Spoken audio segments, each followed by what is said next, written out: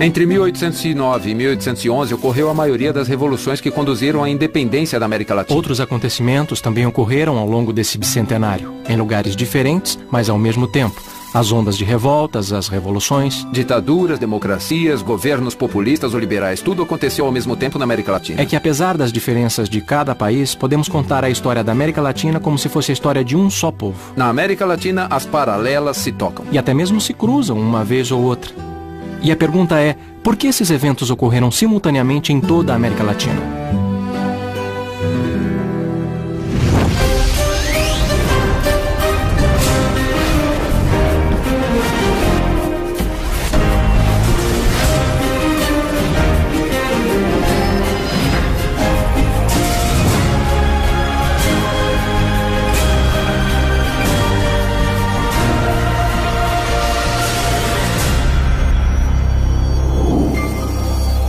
Unidos pela história, as paralelas se cruzam.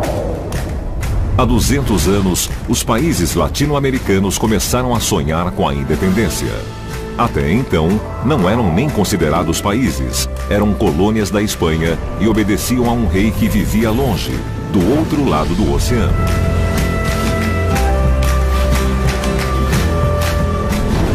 Enquanto isso, aqui na Europa, surgia a crença de que a maioria absoluta não era a única, nem a melhor forma de governo. O mesmo acontecia na América Latina.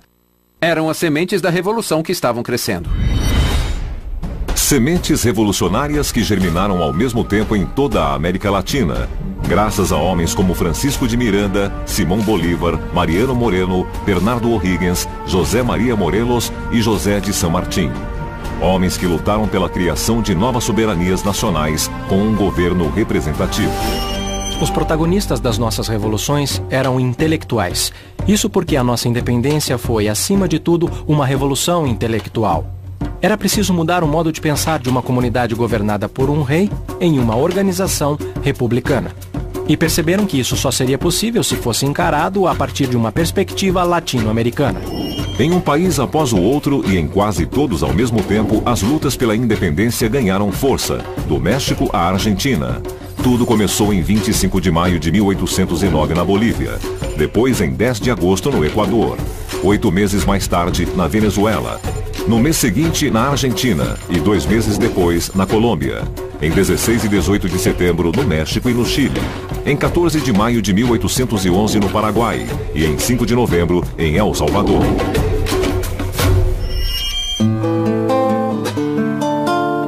Com certeza, a eclosão da Revolução foi o que Karl Jasper chamou de um momento central da história. É verdade que houve uma espécie de vento comum de identidade entre os países. É como se houvesse um desejo de que, na verdade, um projeto de separar-se do tronco espanhol. Mas seus galhos, no entanto, ainda mantiveram a seiva do idioma e da cultura. Alguns anos depois das revoluções de 1810, vários países realizaram o sonho da liberdade e declararam independência. Nasciam novos países e novos emblemas que os identificavam como nações.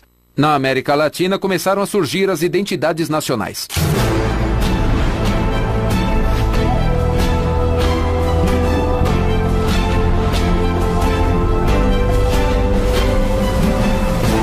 Projetamos nossas bandeiras, escudos e símbolos, compusemos hinos e marchas, e todos juntos, indistintamente, por coincidência, exaltamos a soberania e juramos defendê-la com nossas vidas. Oh, glória inacessível! Oh, alegria imortal! Em sulcos de dores, o bem germina já. Que faltemos ao voto solene que a pátria ao eterno elevou. As letras dos hinos nacionais e hispano-americanos, a maioria tem datas muito específicas. E o contexto é um contexto guerreiro, um contexto militar, um contexto que celebra a coragem e que exalta a honra. Glória ao corajoso povo que o jugo lançou. a lei respeitando a virtude e a honra. Corajosos dominicanos elegemos nosso canto com grande emoção. Ouvi, mortais, o grito sagrado.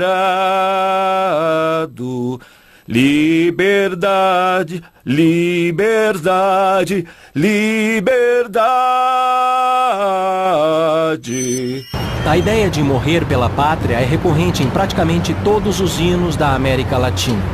Outra ideia que aparece repetidas vezes é a da soberania. E essa soberania tão defendida nunca foi alcançada, pelo menos não economicamente. Nossas independências nasceram junto com a dívida externa. Foram gêmeas siamesas, a dívida externa e a independência. Então nós nascemos enforcados. Muitos dos heróis que nos fundaram também nos fundiram.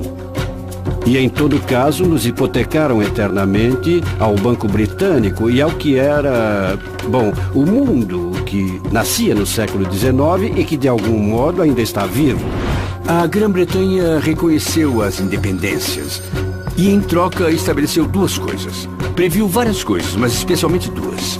Uma delas era que houvesse um tratado bilateral, não o livre comércio, mas o comércio bilateral.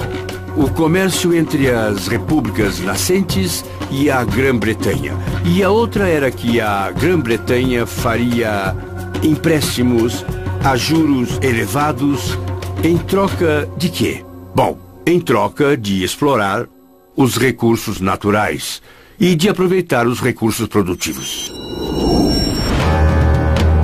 Os novos países latino-americanos negociaram empréstimos com os bancos britânicos e 15 anos após as primeiras lutas pela independência, a maioria das novas repúblicas possuía uma dívida externa.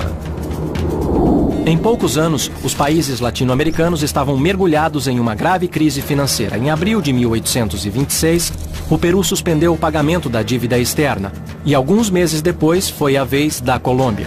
Em meados de 1828, com exceção do Brasil, todos os países latino-americanos suspenderam o pagamento de suas dívidas e nenhum banco londrino aceitava fazer negócios com eles. Dívida externa, século XIX. Privatizações, século XX. Quase 200 anos depois, a crise continuava, mas agora os bancos e outras instituições queriam fazer negócios. Na década de 90, as reformas neoliberais impuseram um pacote de medidas para toda a região. Essas medidas propunham a implementação de uma maior disciplina fiscal, a manutenção de uma taxa de câmbio competitiva, liberando as taxas de juros e privatizando as empresas estatais. As primeiras áreas a serem privatizadas foram as telecomunicações, a energia elétrica e as linhas aéreas, seguidas da infraestrutura rodoviária, portuária e aérea, da água potável e do correio. Em alguns casos, se estendeu a recursos naturais não renováveis como o petróleo, e também aos bancos. Em 1999, os bancos estrangeiros controlavam 25% dos ativos do setor financeiro na Argentina, Brasil, Chile, Colômbia, México, Peru e Venezuela. Embora tenham sido inicialmente apresentadas como uma promessa de desenvolvimento, as políticas neoliberais tiveram suas consequências. A América Latina respondeu, em termos gerais, a uma esfera de governo que marcou o período dos anos 90, a década de 90 essencialmente, que eram governos muito parecidos, quase uniformes. Era difícil até mesmo identificar os nomes dos presidentes de cada país, porque suas políticas eram muito semelhantes, marcadas principalmente pelo Fundo Monetário Internacional e pelo Banco Mundial. A era do neoliberalismo, que desembarcou na América Latina de uma forma muito forte, teve uma grande reviravolta a partir dos efeitos sociais, que eram políticas muito restritivas, políticas que faziam predominar a eficácia, por assim dizer, nos números. E é claro que havia bons relatórios a serem entregues ao Fundo Monetário Internacional, mas havia relatórios ruins no âmbito social. O custo social das reformas foi sentido em todos os países dentro da órbita do neoliberalismo. Os presidentes Salinas de Gortari no México, Collor de Mello no Brasil, Carlos Menem na Argentina, Fujimori no Peru e Andrés Pérez na Venezuela, entre outros, seguiram políticas de privatização mal aplicada em muitos casos e repletas de casos de corrupção. A ideia era que as pessoas ganhassem pouco por um longo tempo, isso é o capitalismo, e que fossem poupando. Aqui é o inverso, há uma pequena quantidade de pessoas que ganham muitíssimo por um curto período, e isso é o contrário do capitalismo. E por isso se fala em capitalismo selvagem, ou se quiserem, neoliberalismo. Eu acho que as privatizações eram, de certo modo, necessárias, mas foram mal implementadas, sem ordem, sem coordenação e, acima de tudo, sem transparência e clareza. O que acabou provocando seu descrédito.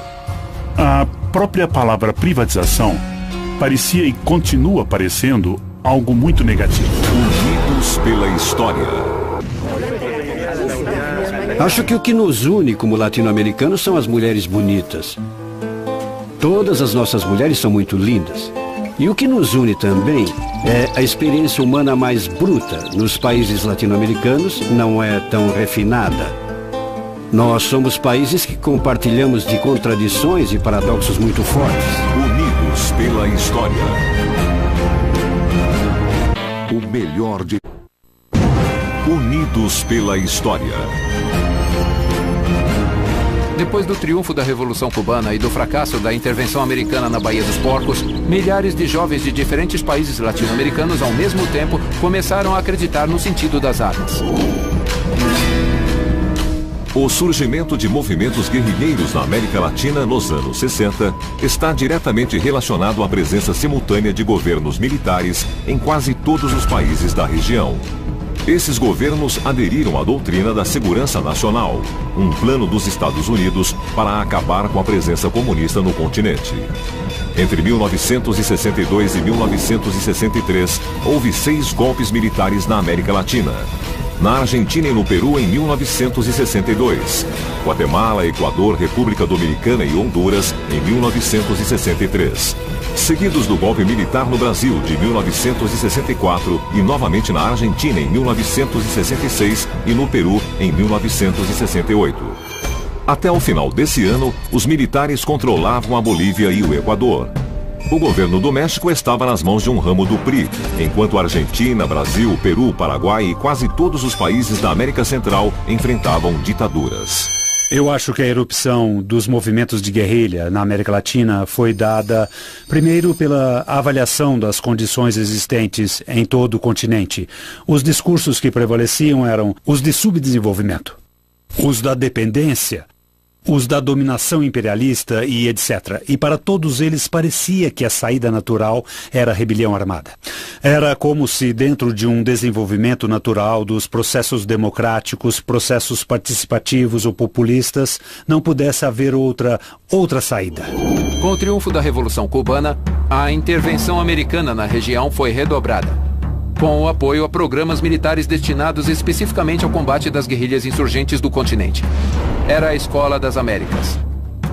O Plano Cóndor, que fora coordenado na década de 70 pelas ditaduras da Argentina, Chile, Brasil, Paraguai, Uruguai e Bolívia, tornava as fronteiras nacionais permeáveis para perseguirem os opositores das ditaduras. O suporte ideológico desse plano estabelecia que as forças de segurança tinham um novo papel. Além de garantir a segurança nacional, precisavam acabar com o comunismo. Da hipótese de inimigo externo, se passava ao inimigo interno. Essa ideia é posterior à Guerra Fria. Até então, os inimigos eram russos ou chineses ou outros. Mas no momento, os inimigos eram os terroristas. E então eles achavam que tinham que encontrar um modo distinto de combatê-los, usando técnicas também distintas para dissuadir, como infiltração e tortura, coisas que não eram utilizadas na guerra tradicional. E muitos deles vinham da guerra colonialista, como a Guerra da Argélia. Criaram uma organização clandestina, desarmada como a minha, que em grande parte implicava na criação de uma linguagem contra as diretrizes do Plano Cóndor. E à medida que entendíamos como os militares agiam e quais eram os padrões de repressão, Podíamos desenvolver uma contrapartida, onde havia certas coisas que não podíamos fazer. Não podíamos chegar 2 minutos atrasados para um compromisso, não podíamos fazer uma reunião por mais de 7 minutos, os telefones eram totalmente proibidos, lidar com o mínimo de informação possível, não anotar nada, nem uma agenda de telefone. E eu posso afirmar que seguir rigorosamente essas normas de conduta salvava a vida de muitas pessoas e permitia uma certa atividade política. Plano Cóndor, muralismo mexicano. Nós, latino-americanos, compartilhamos durante esses anos as formas de opressão, mas também as formas de nos expressar, que foi através da arte. Eu acho que há um vínculo entre a arte, ou digamos a criatividade, e a consciência. E isso faz com que muitas vezes, quando as pessoas saem para protestar ou expressar suas ideias, porque há muitas pessoas do mundo do teatro, do mundo da arte, isso faz com que coisas interessantes aconteçam nas ruas e nas praças, por exemplo. Houve muitas coisas que são como apresentações ou performances. É incrível a originalidade que os povos realmente têm para expressar suas formas de protesto, mas é que eu acho que é muito mais incrível a originalidade da liderança política para se evadir, digamos assim, desses protestos. Quando Augusto Pinochet assumiu o poder no Chile em 1973, as mulheres começaram a tecer tapetes feitos com pedaços de tecido brilhante, com cobre, lã, couro e até mesmo seus próprios cabelos, que narram cenas da vida cotidiana e que serviram para contar ao mundo o que se passava no Chile. A arte recontava a política.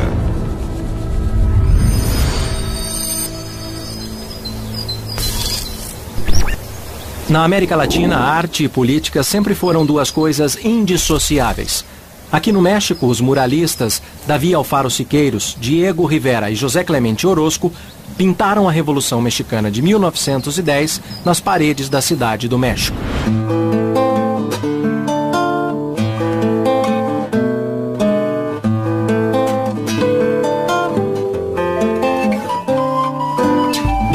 Naqueles anos, a paixão era muito grande. Fazia pouco tempo que tinha acontecido a Revolução Russa, em 1917, e nos anos 22, 21, e no México havia um grande educador e filósofo que foi José de Vasconcelos. E ele teve visão suficiente para convidar Rivera para pintar também.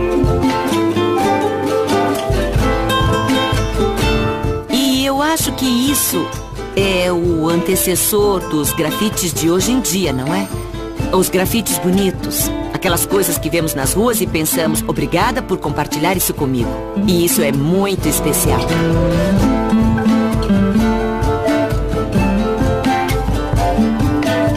A filosofia do muralismo é democratizar a arte, levá-la ao povo e mostrar todos os princípios da Revolução Mexicana, fazê-los viver e explicá-los. Por isso, vemos que pela primeira vez na pintura mural de todos os tempos, aparecem o trabalhador e o proletariado como herói do mural. Heróis do mural. Os trabalhadores e proletariados se transformaram nos protagonistas e destinatários desta arte, como Quinquela Martín, na Argentina, e os muralistas mexicanos, que também eram membros proeminentes do Partido Comunista, viram sua arte como uma ferramenta para educar as massas. Comunismo. Populismo. Embora o comunismo surgisse na América Latina, a crise financeira e o crash de 29 mudaram o curso dos acontecimentos. Quando as consequências da crise financeira começaram a ser sentidas, o comunismo deixou de ter lugar. E surgiu um espaço vazio que os governos populistas não deixaram de aproveitar. Há um populismo de extrema-direita, como no caso de Hitler e Mussolini. E há o populismo dos países democráticos, ou seja, mais aberto ou mais liberal, para usar essa palavra tão em voga, como no caso de Roosevelt, nos Estados Unidos. E há também movimentos democráticos que têm um toque de populismo, como de Betancourt, na Venezuela. Repare só, isso é uma coisa bem interessante, muito importante e que causa muita confusão, que é a linha extremamente fina, extremamente pequena, o fio da navalha entre a democracia e o populismo. São as mesmas coisas que vêm do mesmo lugar, do mesmo útero, mas uma é a deformação da outra. E o mais importante, o populismo tem algo que distingue das tendências democráticas, que é o paternalismo. Ou seja, a busca por um chefe, a busca de um líder que, por conseguinte, na América Latina, geralmente Cárdenas, Vargas e Perón são militares que supostamente são homens fortes, etc, etc. Sob a forma do governo de Lázaro Cárdenas no México, do peronismo na Argentina, da Frente Popular no Chile, do varguismo no Brasil e do nacionalismo revolucionário de Paz Extensoro na Bolívia. O populismo surgiu quase que simultaneamente nesses países. Os governos populistas facilitaram o acesso dos trabalhadores ao consumo e melhoraram suas condições de vida, estabelecendo um antes e um depois na história das reivindicações dos movimentos populares. Na primeira década do século XX, México, Peru e Argentina foram os pioneiros na tarefa de incluir os direitos sociais e ações trabalhistas em sua legislação. Com as leis, esses países estabeleceram limites à exploração do trabalho, reconheceram o direito ao descanso no domingo e regulamentaram o emprego de mulheres e crianças. Essas primeiras medidas foram um ponto de partida importantíssimo para o reconhecimento dos direitos dos trabalhadores.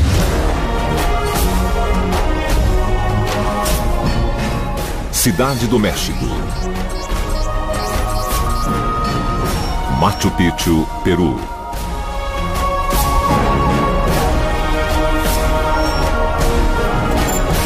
No início do século XX começou a se falar dos direitos dos homens que representavam a força de trabalho. Essa força que, 400 anos atrás, durante o período da conquista espanhola, era representada pelos índios e negros. As condições de trabalho nas minas de Potosí eram absolutamente prejudiciais para a população indígena.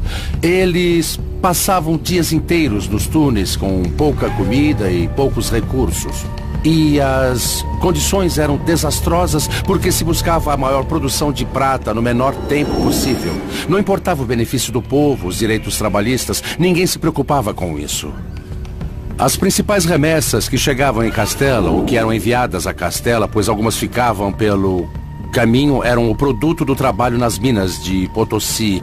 Especialmente quando se descobriu a mina de Huancavelica, que é uma mina de mercúrio, e se realizou então o casamento mais bem sucedido do mundo entre a prata de Potosí e o mercúrio de Huancavelica. Isso, junto ao trabalho indígena, implicava em muito dinheiro para os conquistadores espanhóis. Em Potosí, como em outras minas da América, as condições desumanas de trabalho dificultaram a sobrevivência das comunidades indígenas. A taxa de mortalidade crescente entre os índios impôs aos conquistadores a necessidade de substituir a mão de obra aborígene pelos escravos.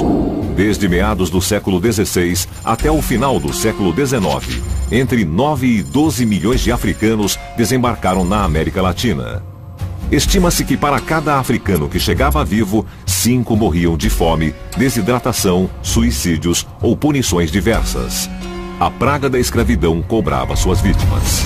A praga da escravidão era hereditária, provinha da conquista europeia, como também vinha da conquista europeia a ideia de que existem raças inferiores e raças superiores. O racismo, na realidade, se projetou em escala global junto com a Organização do Mercado Mundial, que precisava de braços para as plantações nos países tropicais. E no norte também, nas plantações de algodão, trabalho escravo, mão de obra gratuita para as plantações. E isso requeria álibis ideológicos e religiosos. Para ser tratado como uma coisa, eu tenho que ter certeza que o outro é uma coisa. Se o outro me provar que não é uma coisa, mas uma pessoa, ele vai ter direitos e vai exigi-los.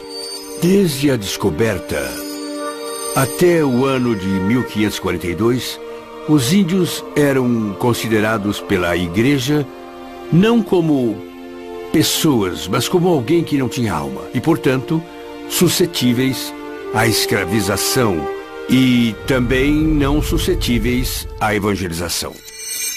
Em 400 anos, o comércio de escravos provocou na África uma sangria de mais de 40 milhões de pessoas. E na Europa, sua extraordinária expansão econômica e industrial. Para os europeus, a conquista foi um negócio sem contradições. Unidos pela história. Nós, os latinos, nós temos um saborzinho muito especial. E esse tempero tão especial falta em várias partes do mundo. Então, essa mistura de sabor, de fogo, é um fogo que nós, os latinos, temos. Somos muito quentes, somos bem diferentes. Unidos pela história. Unidos pela história.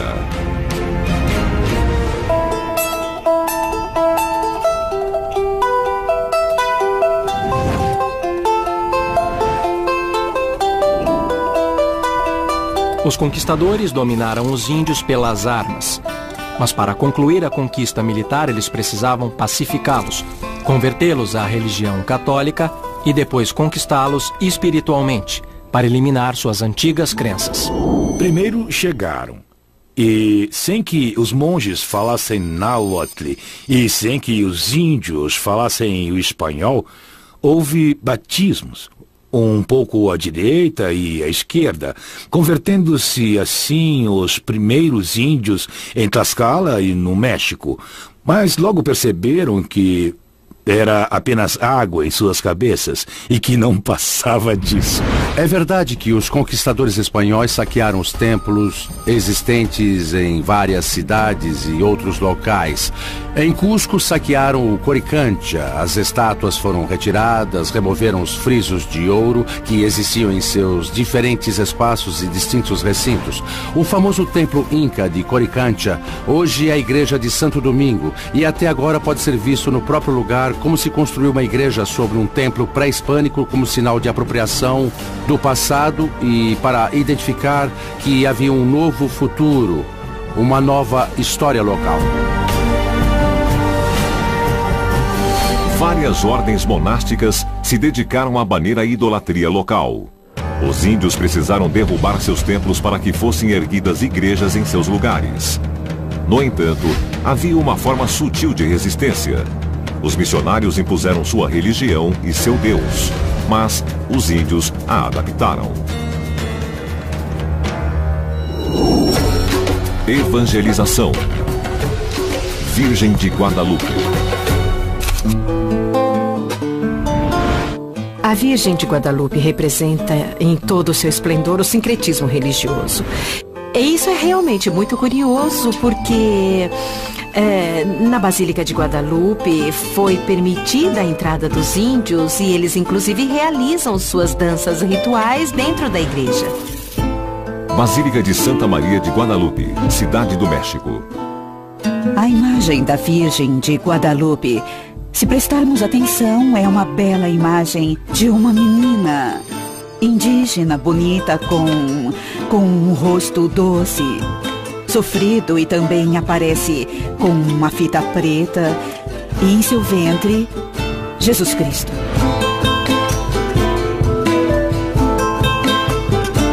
O mexicano ama a Virgem de Guadalupe. Ele reza com uma devoção extraordinária.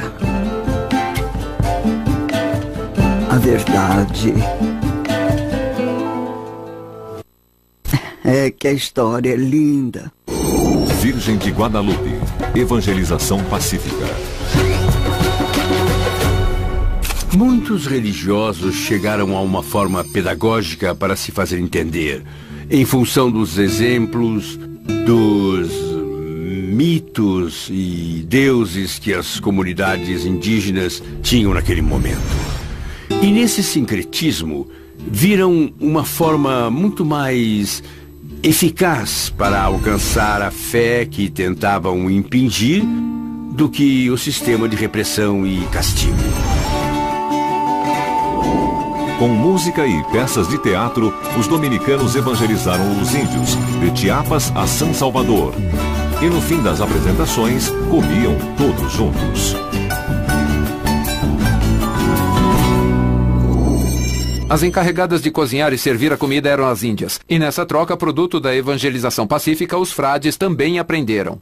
As vasilhas de metal eram caras e escassas, e os dominicanos aprenderam a cozinhar em utensílios de barro, onde preparavam cozidos deliciosos com alimentos europeus e americanos. Evangelização pacífica. Panelaço. Nas panelas dos conventos dominicanos foi cozida a união amigável de duas culturas. Muitos anos depois, na América Latina, outras panelas voltariam ao cenário, marcando um fenômeno e um momento na história da América Latina. Paneladas, batendo panelas, panelaço. Soam diferentes, mas significam a mesma coisa: o costume de bater panelas para protestar.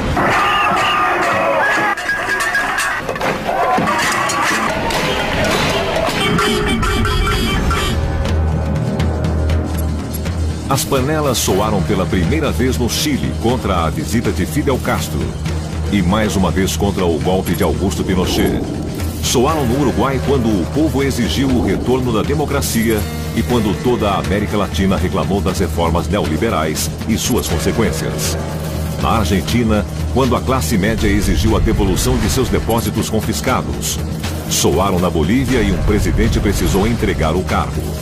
A favor e contra as chaves da Venezuela, com as donas de casa no Paraguai, que protestavam contra o governo e os políticos corruptos. E também no Equador, quando o presidente Lúcio Gutiérrez foi deposto pela força dos panelaços. Os panelaços na América Latina acabam sendo menosprezados pelos historiadores e cientistas políticos, porque é a classe média que se pronuncia.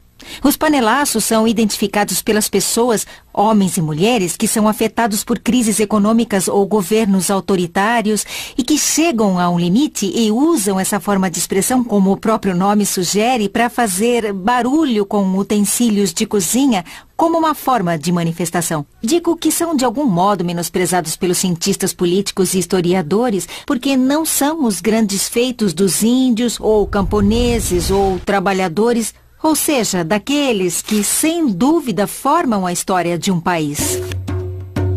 O panelaço foi uma modalidade bem inventiva e que também está ligada a algo que é muito latino-americano, que é o barulho, que é o ruído.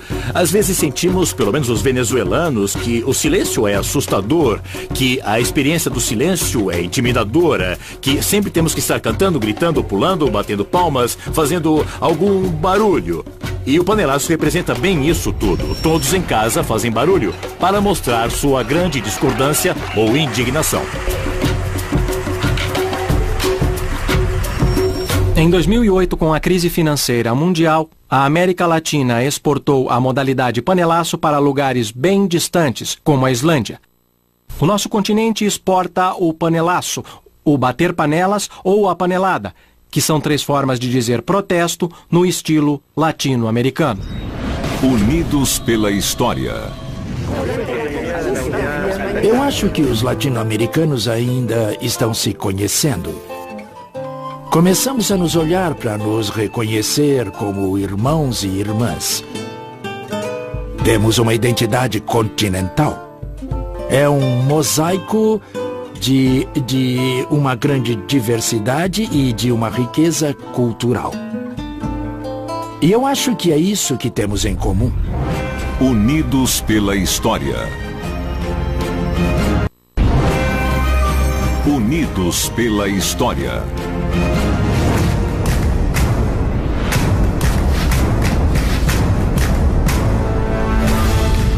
O impacto da descoberta da América na Europa foi impressionante.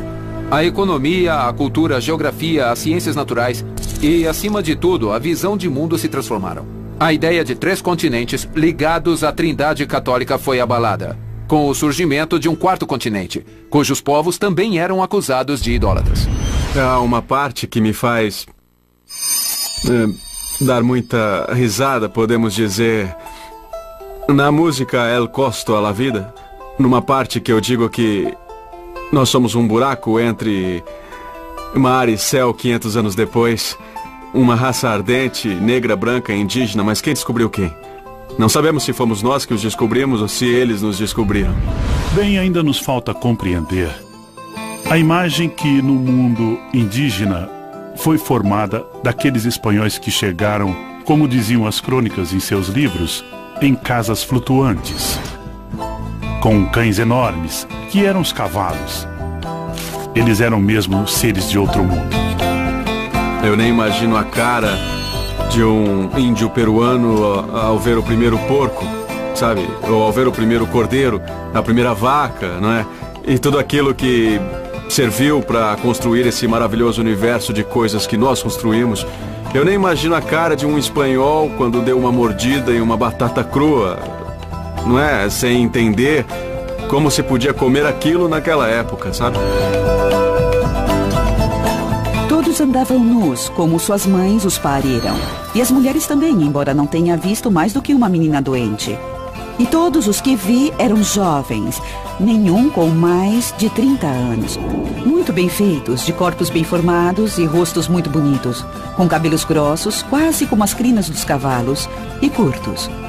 Usavam o cabelo acima das sobrancelhas, exceto alguns outros que o usavam comprido, sem jamais cortar. Eles não carregavam armas, nem as conheciam, porque lhes mostrei espadas, e as pegaram pela lâmina e se cortaram devido à ignorância. Eles não possuem ferro.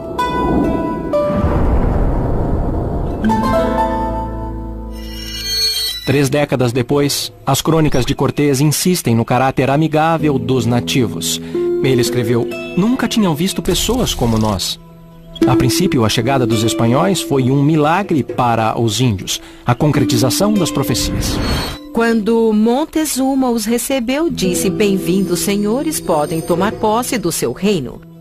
Porque os índios, eles estavam convencidos que existiam ciclos no cosmo, de que havia ciclos que eram verdadeiros e que, então, a cada 52 anos acontecia determinada coisa e a cada tantos dias acontecia aquilo, que havia toda uma ordem cosmogônica que representava muitas coisas para eles.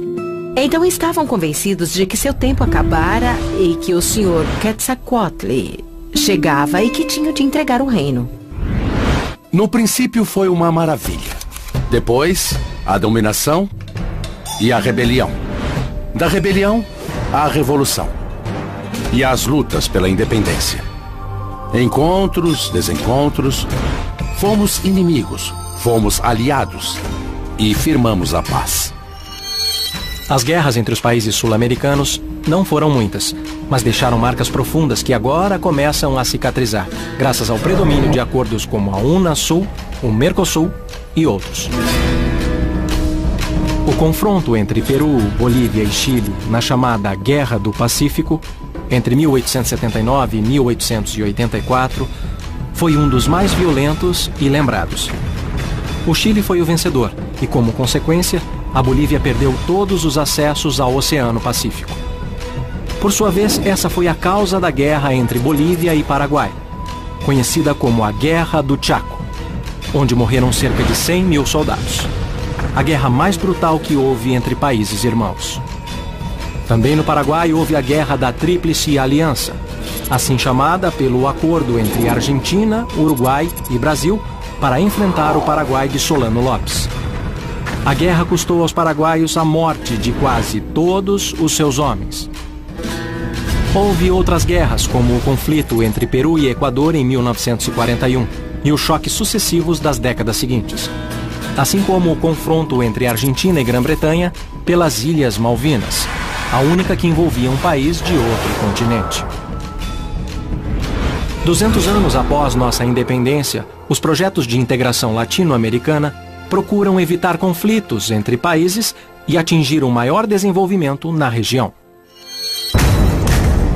Tendo em vista esse objetivo, os presidentes sul-americanos se reuniram para criar a União das Nações Sul-Americanas, a UNASUL, o primeiro passo de um projeto ambicioso que ultrapassa os acordos regionais. Nossa solução até agora foi tratar de buscar quebra-galhos regionais. Para mim, os quebra-galhos regionais são importantes em um dado momento, mas são quebra-galhos. Ou seja, não alcançam o Mercosul, não alcançam a ALCA, não alcançam o Pacto Andino. Quando se fala de unidade política sul-americana, temos que falar em toda a América Latina e não apenas nas regiões. E unir-se é muito complicado, mas é uma tarefa muito bonita que temos pela frente, fecunda e bela. Porque precisamos nos unir sem negar a nossa diversidade. O melhor do mundo está na quantidade de outros mundos que ele contém. E a região mais diversificada do mundo, e acho que a mais fecunda de todas, é a América Latina, porque aqui se reúnem todas as cores, todos os cheiros, todas as dores da humanidade. Apesar de tudo isso que aparentemente é uma confusão sem esperança, nós conservamos a felicidade a todo custo. E é isso que nós temos que preservar, não podemos deixar que roubem o sorriso. E então, sempre que há um festival de cinema em algum lugar da América Latina, temos que estar lá para aplaudir o teatro, a dança. Sempre que há um campeonato, como a Libertadores, sempre que há uma Taça América, essas são as nossas festas. São os momentos em que dizemos a todos que nos governam que estamos nos divertindo apesar do mau trabalho que fazem. Hoje a história tem que ser de unidade. A história tem que ser de unidade. Eu não acredito nas coisas que nos unem e não nas coisas que nos separam. Unidos pela história. Há 200 anos, os países latino-americanos conquistaram sua independência pela força das revoluções. Queriam ser soberanos, mas possuíam uma dívida externa. E ainda era assim no século XX, quando os governos optaram pela privatização, em oposição à ideologia dos anos 60, quando apareceram os movimentos de guerrilhas, combatidos pelos governos militares que orquestraram o Plano Condor. E a arte foi uma forma de resistência, como aconteceu com os muralistas mexicanos, todos membros do Partido Comunista, que perdeu influência e deu lugar aos governos populistas, que reivindicaram os direitos dos trabalhadores que foram negados em 500 anos de mão de obra negra e indígena. Índios que foram evangelizados pelos conquistadores, mas que resistiram, levando a um sincretismo que unificou as religiões e os costumes, como o uso de panelas de barro semelhantes às de metal, que séculos mais tarde foram usadas como uma forma de protesto que causou muito impacto, embora não tanto quanto a descoberta da América, que por sua vez levou à rebelião dos nativos e depois às revoluções, às lutas pela independência e finalmente às guerras entre nações, que agora investem em projetos de integração, recordando o sonho da independência de 200 anos antes. Unidos pela história. E hoje estamos mais perto do sonho de San Martín e Bolívar, de uma América Latina unida como um único país. Acima das nossas rivalidades e diferenças, chegamos a acordos que desafiam a matemática. Porque na América Latina as paralelas se cruzam.